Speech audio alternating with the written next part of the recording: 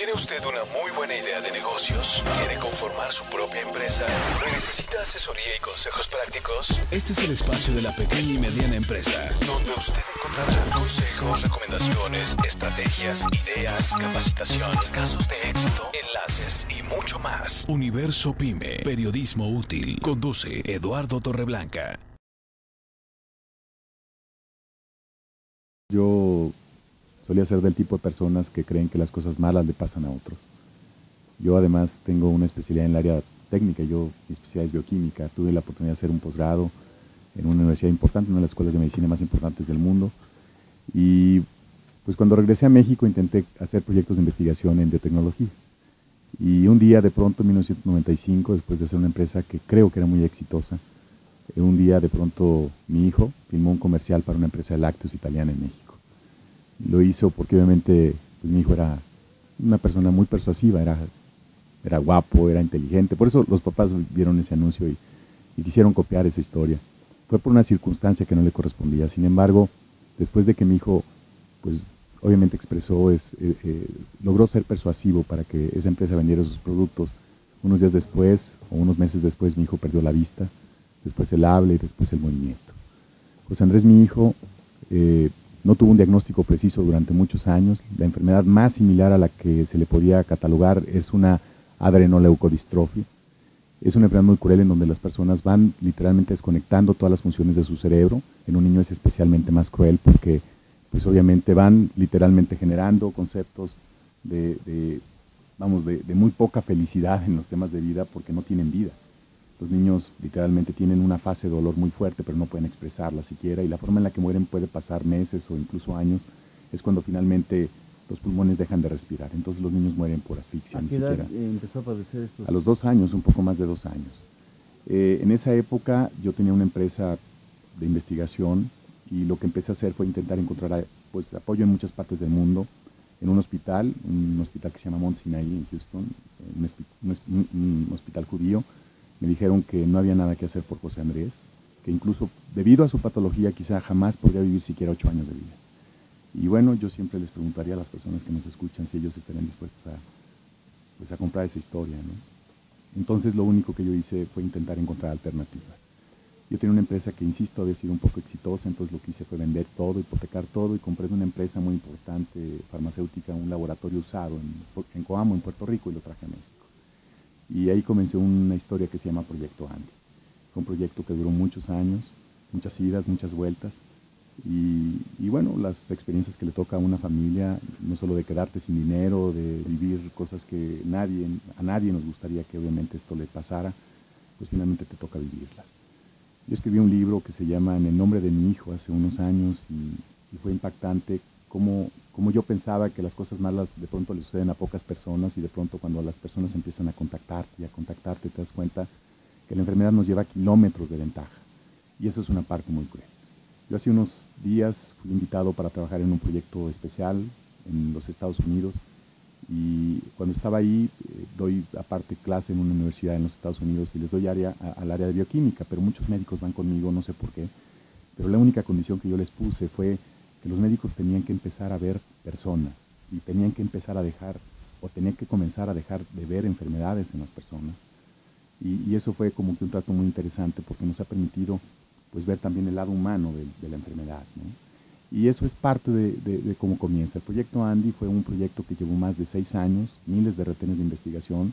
El área de biotecnología es costosa, pero finalmente yo siempre digo que soy poco religioso, pero tengo que compartir que un día se abrió el cielo para nosotros y finalmente llegamos a sintetizar una proteína que permitió de alguna manera reconvenir una enfermedad autoinmune en José Andrés, mi hijo. José Andrés, mi hijo, el día 26 de abril pasado cumplió 15 años. Juega fútbol americano, hace bicicross, no necesita lentes para ver. Y lo más importante de todo es que es un niño que tiene todas las oportunidades para poder desarrollarse como un joven, pues con todas las oportunidades de un joven, ¿no? Ingeniero, ¿cuánto te diste cuenta que le faltaba esa proteína a tu hijo? En realidad, cuando nos dimos, la letanía de hacer una investigación para saber la enfermedad de José Andrés llevó prácticamente como unos 4 años. Y la enfermedad primero se expresó de una manera muy simple. José Andrés era muy pequeñito y empezaron a doler las articulaciones. Después, un día, en una crisis, cuando yo lo empecé a investigar, nos dimos cuenta que era probablemente una distrofia muscular. Entonces me recomendaron un instituto en Tel Aviv, en Israel, y cuando fui a Tel Aviv, me acuerdo que cuando aterrizamos, antes de llegar siquiera a la aduana, mi hijo José Andrés lo llevaba de la mano, tenía un poco más de 2 años en esa época, de pronto se quedó quieto, como asustado, y de pronto esa parte es como que un poco complicada porque vi que algo le pasaba a Andrés, y le pregunté a Andy, ¿qué tienes? ¿Qué pasa? Y él no respondía, hasta que de pronto me abraza y llorando, como muy asustado, me dice, papi, perdele, no veo, ¿no? O sea, mi hijo en ese momento había perdido la vista. Y en ese momento empezamos a investigar un poco más rápido, porque nos dimos cuenta que era mucho más complicado que una simple distrofia. Bueno, ya en sí mismas las distrofias son muy complejas. Y entonces nos dimos cuenta que había una sustancia derivada de cartidina y carnosina que finalmente José Andrés no estaba desarrollando en su organismo. Es finalmente unas fases proteicas que son las encargadas de literalmente generar los procesos de mielina, o por el contrario, generan desmielinización, y eso hace que literalmente el cerebro empiece a desconectarse. Ese procedimiento llevó 4 años. La verdad es que no fue sencillo. Todavía, como comentario, quiero decirles, Eduardo, que muchas personas me dicen, bueno, para usted entender la enfermedad de su hijo es mucho más sencillo porque usted es técnico en eso. Y yo quiero compartirles a mucha gente que piensa así, que están equivocados. Hay ocasiones en que la ignorancia ayuda porque te permite finalmente pasar la responsabilidad a alguien más. O sea, el hecho de que te digan, no se puede, pero quizá en otro lugar, pues esa vida, esa situación de vida te permite encontrar o intentar buscar. Pero cuando estás en el entendido de que es algo en donde no hay nada que exista en el planeta que te pueda ayudar, entonces se vuelve un pánico terrible, porque obviamente pues nadie le gustaría ver a un hijo no solo morir, sino morir de la peor manera. Yo me acuerdo que un día, muchas ocasiones le decía a mi hijo, cuando tenía crisis de dolor, le decía, hijo, tranquilo, esto va a pasar. Le decía, recuerda que tu papi te va a ayudar, mucha gente está trabajando para que tú estés bien. Y de pronto yo recuerdo que después de muchas veces y de muchas crisis, cada vez con más dolor y más dolor, cada vez que le decía esa historia, un día mi hijo me calla y me dice, papi, cállate, te cambio tu promesa de curarme para que por favor el día que llegue el momento que no sea tan doloroso. Como si además tú pudieras controlar eso. Entonces esa es una historia que nos toca vivir, y ese es un concepto que me gustaría que nadie tuviera que vivirlo, porque créanme, es desgastante. Tú me dices que me veo muy joven, pero yo creo que en esa época envejecí 500 años. Igual mi esposa. La verdad es que es un tema que fue muy complejo.